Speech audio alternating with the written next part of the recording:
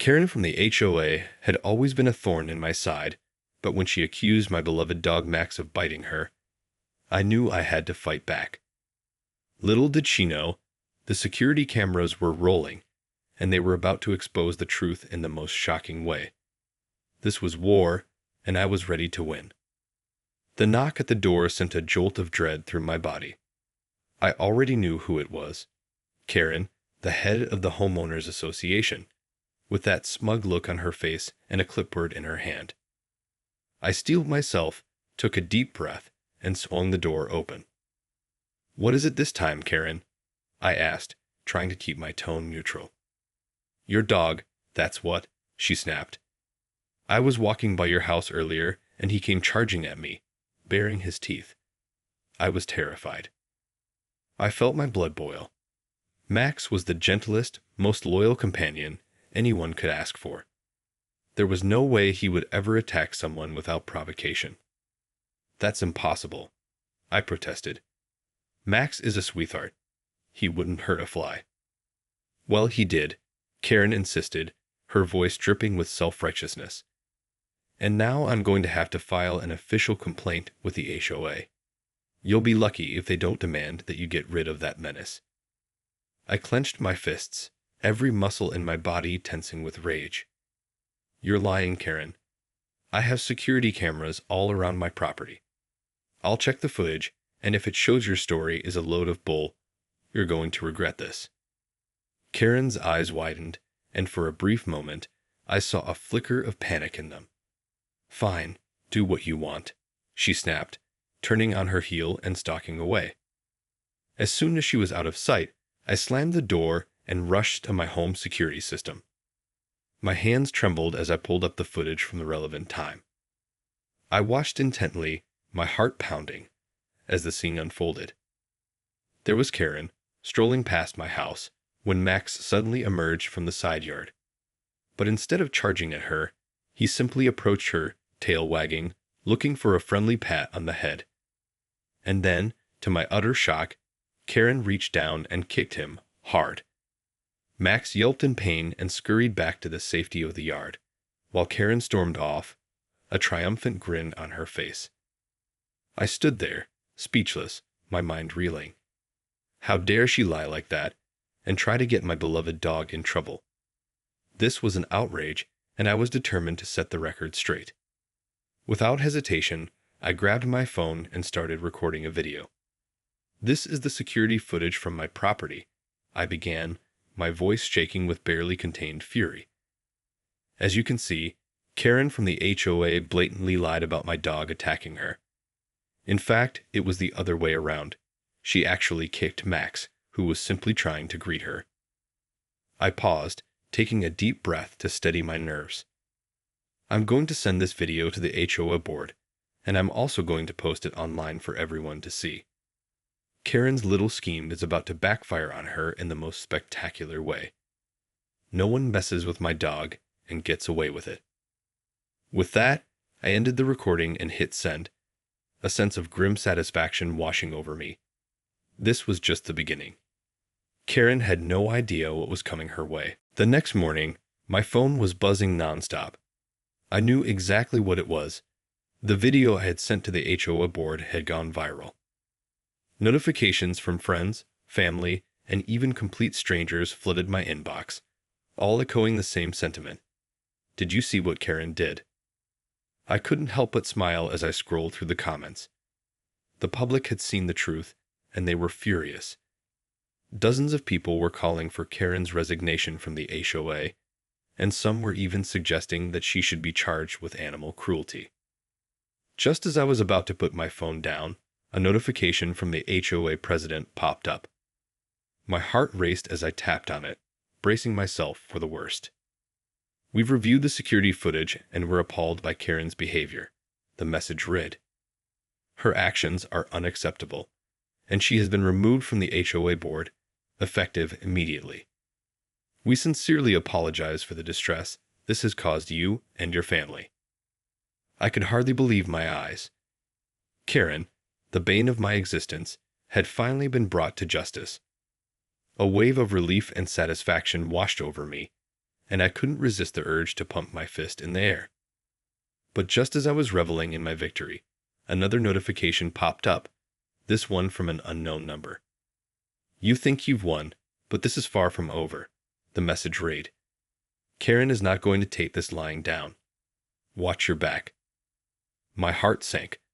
Of course, Karen wouldn't go down without a fight.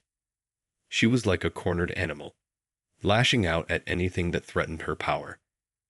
I knew I had to be prepared for whatever she had in store. Steeling myself, I replied to the message. "I'm not afraid of you, Karen. The truth is on my side, and the whole world has seen it.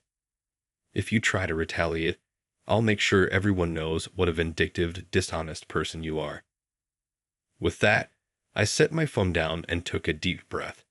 I had won this battle, but I knew the war was far from over. Karen was a formidable opponent, and I couldn't afford to let my guard down. I would need to be vigilant and ready to defend my family and my beloved Max at all costs. As the day wore on, more and more people reached out to express their support and outrage over Karen's actions. The video had been shared thousands of times, and the comments were a cacophony of righteous fury. It was clear that Karen's reputation had been irreparably damaged, and that was a small victory in itself. But I knew that this was only the beginning. Karen was not the type to back down easily, and I couldn't shake the feeling that she was plotting her next move. I would need to be on high alert, ready to defend my home and my family from whatever she had in store. The next few days were a whirlwind of activity. The video of Karen's despicable behavior had gone viral, and the outrage only seemed to grow with each passing hour. People were flooding the HOA's social media pages, demanding that Karen be held accountable for her actions. To my surprise, the HOA board was quick to respond. They issued a public statement condemning Karen's behavior and confirming that she had been removed from her position. They also promised to review their policies and procedures to ensure that something like this never happened again. But despite this seemingly swift and decisive action, I couldn't shake the feeling that Karen was plotting her revenge. The ominous message she had sent me still weighed heavily on my mind, and I couldn't help but wonder what she had up her sleeve. I decided to take a proactive approach and reached out to the HOA president directly. "I appreciate the board's quick response, but I'm concerned that Karen may try to retaliate," I explained. "Is there anything I can do to protect myself and my family?" The president listened intently and assured me that the HOA would be keeping a close eye on the situation. "We take these kinds of threats very seriously," he said. "If Karen so much as sets foot on your property, we'll have her arrested for trespassing." I felt a slight sense of relief, but I knew that Karen was a formidable opponent. She had always been determined to maintain her grip on power, and I had a feeling that she wouldn't go down without a fight. The days that followed were tense and uneventful. I kept a close eye on my security cameras, hyper-vigilant for any sign of Karen's return. Max, meanwhile, seemed oblivious to the drama unfolding around him, content to lounge in the sunshine and play fetch in the backyard. One evening, as I was preparing dinner, my phone suddenly buzzed with an incoming call. It was the HOA president, and his voice was laced with urgency. "You need to get home right away," he said. "Karen has filed a lawsuit against you, claiming that your dog attacked her and that you're responsible for her medical expenses." I felt my heart drop into the pit of my stomach. What? That's ridiculous. The security footage clearly shows that she's the one who attacked my dog. I know, the president replied. "But she's claiming that the footage was tampered with, and she's demanding a court order to inspect your security system." I clenched my fist, my mind racing with a million thoughts. This is insane. What is she trying to accomplish? "I think she's trying to intimidate you and regain some of the power she lost," the president said. "But we're not going to let her get away with this. We'll fight this lawsuit, and we'll make sure the truth comes out." I took a deep breath, trying to steady my nerves. "Okay, I'm on my way home. And thank you for everything you've done." As I rushed out the door, I couldn't help but feel a sense of dread. Karen was clearly not going to give up without a fight, and I knew that the battle was only just beginning. The moment I walked through the door, I knew something was wrong. The usually serene atmosphere of my home had been replaced by a palpable tension, and Max was nowhere to be seen. "Max?" I called out, my voice trembling with worry. "Where are you, buddy?" Suddenly, I heard a soft whimper coming from the kitchen. I rushed over to find Max cowering in the corner, his tail tucked between his legs. His gentle eyes were filled with fear, and I felt a surge of protectiveness wash over me. "Oh, Max," I murmured, scooping him up and holding him close. "What happened?" It was then that I noticed the broken vase on the floor, and I knew that Karen had been here. My blood boiled with rage, and I quickly searched the rest of the house, half expecting to find her lurking in the shadows. But the house was empty, save for the lingering scent of Karen's perfume. I cursed under my breath, realizing that she had likely used the opportunity to plant some kind of evidence that could be used against me in her lawsuit. I quickly set Max down and began inspecting the house, searching for any signs of tampering or hidden cameras. I couldn't afford to take any chances. Karen had already proven that she was willing to stoop to the lowest depths to get what she wanted. After a thorough search, I was relieved to find that nothing else seemed to be out of place. But the damage had already been done. Max was clearly traumatized, and I knew that I would need to do everything in my power to protect him from Karen's twisted schemes. Just then, the doorbell rang, and my heart leaped into my throat. I cautiously approached the door, peering through the peephole to see a familiar face. It was the HOA president. I opened the door, my expression a mixture of relief and trepidation. "Thank goodness you're here," I said. "Karen was just here, and I think she did something to Max." The president's face darkened with concern. "I was afraid of that," he said. "I came to warn you that Karen has filed a restraining order against you and your dog." I felt my knees go weak, and I had to steady myself against the doorframe. A restraining order, but the footage clearly shows that she's the one who attacked Max. I know, the president said, his voice laced with frustration. "But she's claiming that you've been harassing her, and that your dog is a danger to the community." The judge granted the order, and if you or Max are seen anywhere near her, you could be arrested. I felt a wave of panic wash over me. This was exactly the kind of retaliation I had been dreading, and I knew that I had to act quickly if I wanted to protect my family and my beloved dog. "So what do I do?" I asked, my voice trembling with fear and uncertainty. The president placed a reassuring hand on my shoulder.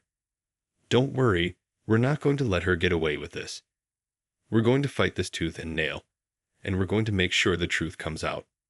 In the meantime, you and Max need to stay as far away from her as possible." I nodded, my mind racing with a million different thoughts. I knew that this was only the beginning of the battle, and that Karen was just getting started. But I was determined to protect my family, no matter what it took. The next few days passed in a blur of stress and uncertainty. I found myself constantly on edge, jumping at every little noise, and constantly checking the security cameras for any sign of Karen. Max, once a carefree and playful companion, had become withdrawn and anxious, sensing the tension in the air. The restraining order weighed heavily on my mind, and I knew that I had to be extremely cautious in my movements. The thought of being arrested for simply existing in my own home was a terrifying prospect, and I couldn't help but feel a growing sense of resentment towards Karen and the unfair system that had allowed her to wield so much power. But I wasn't about to give up without a fight. With the help of the HOA president, I had retained a top-notch legal team to challenge the restraining order and expose Karen's lies. They'd assured me that the security footage would be the key to proving my innocence, and that we had a strong case. Still, the waiting was agonizing. Each day seemed to drag on, and I found myself constantly checking my phone for updates from my lawyers. I couldn't help but feel a sense of dread, wondering what Karen might be plotting in the meantime. One afternoon, as I was preparing lunch for Max and myself, the doorbell rang. My heart leaped into my throat, and I cautiously peered through the peephole, half expecting to see Karen standing on my doorstep. But instead, I was greeted by the smiling face of the HOA president. Relief flooded through me, and I quickly opened the door. "Any news?" I asked, my voice tinged with a desperate hope. The president's expression shifted, and I felt my stomach twist with dread. "I'm afraid so," he said, his tone somber. "Karen has filed an additional lawsuit against you, claiming that you've been harassing her and her family." I felt the color drain from my face, and I had to brace myself against the doorframe to keep from collapsing. "This is getting out of hand," I stammered. "How can she keep getting away with this?" The president shook his head, his eyes filled with a mixture of sympathy and frustration. "I wish I had better news, but the court seems to be siding with her. They've granted an expanded restraining order, and they're threatening to seize your security footage as evidence." I felt a wave of panic wash over me, and I couldn't stop the tears from spilling down my cheeks. But that footage is the only thing that can prove my innocence. Without it, I'm doomed. The president reached out and placed a reassuring hand on my shoulder. I know. But we're not going to give up. We're going to fight this, every step of the way. I promised you we'll do everything in our power to make sure the truth comes out." I nodded, trying to swallow the lump in my throat. "Thank you," I whispered, my voice barely audible. "I don't know what I'd do without your support." As the president turned to leave, I felt a renewed sense of determination. I may have been cornered, but I wasn't about to let Karen win. I would fight this with every fiber of my being, and I would do it for Max, my loyal and beloved companion, who deserved nothing less than the absolute truth. The news of the expanded restraining order weighed heavily on my mind, and I knew that I had to act quickly if I wanted to protect Max and my family. The thought of losing the security footage, the only evidence that could prove my innocence, filled me with a sense of dread and urgency. As I paced the living room, my mind raced with a million different strategies. I knew that I couldn't risk violating the restraining order, but I also couldn't just sit back and let Karen's lies destroy my life. Suddenly, an idea struck me. I quickly grabbed my phone and started dialing a number I had been hesitant to call. My tech-savvy cousin, who had a reputation for being able to work miracles with computers. "Hey, Ricky," I said, my voice laced with a sense of desperation. "I need your help, and I need it fast." Ricky listened intently as I explained the situation, his brow furrowing with concern. "Damn, that's some serious stuff," he murmured. "But don't worry, I'm on it." Within an hour, Ricky was at my doorstep, a laptop tucked under his arm and a determined glint in his eye. "All right, let's see what we can do about this security footage," he said, wasting no time in setting up his equipment. As Ricky worked, I hovered anxiously, my heart pounding in my chest. I knew that the fate of my entire case rested on his ability to safeguard the footage, and I couldn't bear the thought of losing it. After what felt like an eternity, Ricky finally looked up, a triumphant grin on his face. "Got it," he said. "I've backed up the footage to an encrypted hard drive, and I've also set up a secure cloud storage system to keep it safe." I felt a wave of relief wash over me, and I pulled Ricky into a bear hug. "You're a lifesaver, Ricky," I said, my voice trembling with emotion. "I don't know how I can ever repay you." Ricky chuckled and patted me on the back. "Don't worry about it, man. I'm just glad I could help. Now let's focus on taking down that evil witch Karen once and for all." With the security footage safely secured, we set to work on our next plan of attack. Ricky's tech expertise proved invaluable as we scoured the internet for any evidence that could discredit Karen's claims. We found numerous reports of her past misdeeds, from bullying neighbors to abusing her position on the HOA board. Armed with this new information, we reached out to the HOA president, who was more than eager to lend his support. Together, we crafted a comprehensive legal strategy, one that would not only challenge the restraining order, but also expose Karen's true colors to the world. As the court date approached, I couldn't help but feel a sense of cautious optimism. With Ricky's help and the HOA's backing, I knew that we had a real chance of winning this battle. And this time, I was determined to emerge victorious, no matter the cost. The day of the court hearing arrived, and the tension in the air was palpable. As I stepped into the courtroom, I could feel the weight of the situation bearing down on me. But I knew that I had a strong case, and I was determined to emerge victorious. Karen was already there, her face etched with a smug expression. She had brought along a team of high-powered lawyers, no doubt hoping to overwhelm me with their legal expertise. But I had my own aces up my sleeve: Ricky's tech skills and the unwavering support of the HOA president. As the proceedings began, the judge listened intently as both sides presented their arguments. Karen's lawyers wasted no time in trying to discredit the security footage, claiming that it had been tampered with and could not be trusted. But Ricky was ready. He took the stand, his confident demeanor belying the high stakes of the situation. With meticulous detail, he explained how he had secured the footage, outlining the encryption and cloud storage measures he had put in place. He even demonstrated how the footage had remained untouched, challenging the judge to examine it for any signs of tampering. The judge listened, his expression unreadable, as Ricky's testimony unfolded. And when it came time for Karen's lawyers to cross-examine him, they found themselves stumped, unable to poke any holes in Ricky's meticulously crafted defense. As the hearing dragged on, the tide began to turn in my favor. The HOA president took the stand, detailing Karen's long history of abuse and manipulation within the association. He presented a dossier of evidence, including testimonials from other residents and records of her past misdeeds. Karen's lawyers tried to discredit the HOA president's testimony, but their efforts were largely in vain. The judge seemed to be growing increasingly skeptical of Karen's claims, his brow furrowing with each new piece of evidence presented. Finally, it was my turn to take the stand. I spoke with a conviction I had rarely felt before, my voice unwavering as I recounted the events that had led us to this point.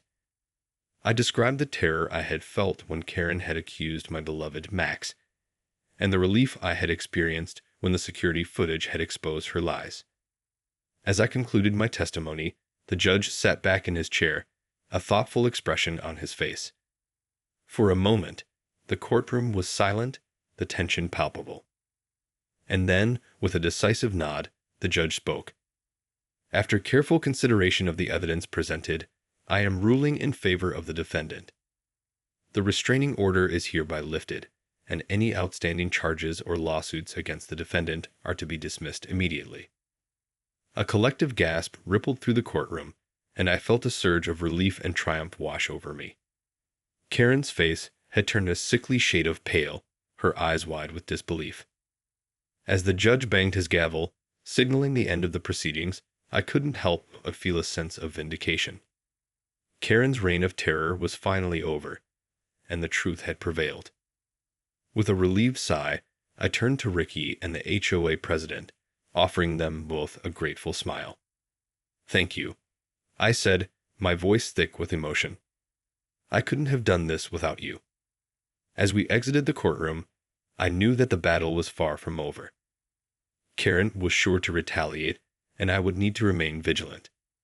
But for now, I was content to bask in the glow of this hard-won victory, secure in the knowledge that the truth had triumphed over the lies. In the aftermath of the court hearing, the sense of relief and victory I felt was palpable. As I walked out of the courtroom, head held high, I couldn't help but feel a renewed sense of confidence and determination. Karen, on the other hand, was a completely different story. Her face was twisted with rage and humiliation, and I could practically see the steam coming out of her ears. She stormed out of the courtroom, her entourage of lawyers trailing behind her, and I couldn't help but feel a twinge of satisfaction at her defeat. But I knew that this wasn't the end of the story. Karen was the type of person who never gave up, and I had a sneaking suspicion that she was already plotting her next move. Sure enough, within a few days, I started receiving a barrage of angry phone calls and threatening messages.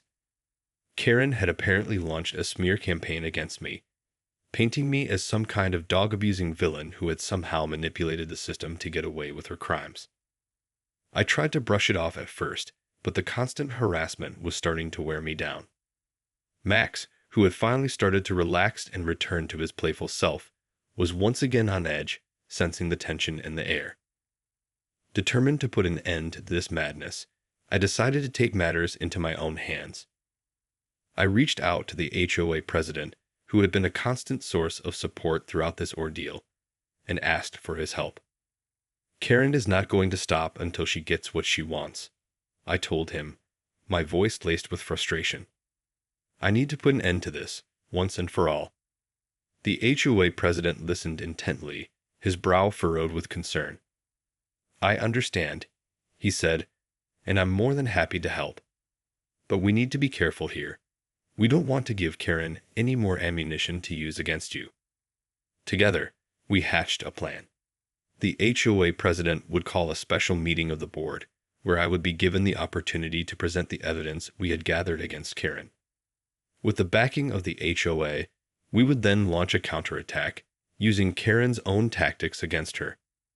The day of the meeting arrived, and I found myself once again in the unfamiliar territory of a courtroom-like setting. But this time, I felt a sense of confidence and purpose that I had been lacking before. As I presented the evidence to the HOA board, I could see the faces of the members slowly changing. The shock and outrage on their faces was palpable, and I knew that we had struck a chord. When I finished, the HOA president stood up, his expression solemn. Based on the overwhelming evidence presented here today, the board has unanimously voted to revoke Karen's membership and ban her from all HOA-related activities. A collective gasp rippled through the room, and I couldn't help but feel a sense of triumph. Karen's face had turned a deep shade of red, and I could see the panic in her eyes. "This is an outrage," she shrieked, her voice trembling with fury. "You can't do this to me." But the HOA president remained unfazed. "I'm afraid we can, and we have. The decision is final, and there will be no further discussion on this matter." As the meeting adjourned, I couldn't help but feel a sense of relief and satisfaction. Karen's reign of terror was finally over, and the truth had prevailed. Max bounded over to me, his tail wagging furiously, and I couldn't help but scoop him up and give him a big hug. In the end, it was the power of the truth, the unwavering support of my allies, and the relentless pursuit of justice that had carried the day. And as I looked towards the future, I knew that I was ready to face whatever challenges lay ahead, with Max by my side and the knowledge that the truth would always prevail.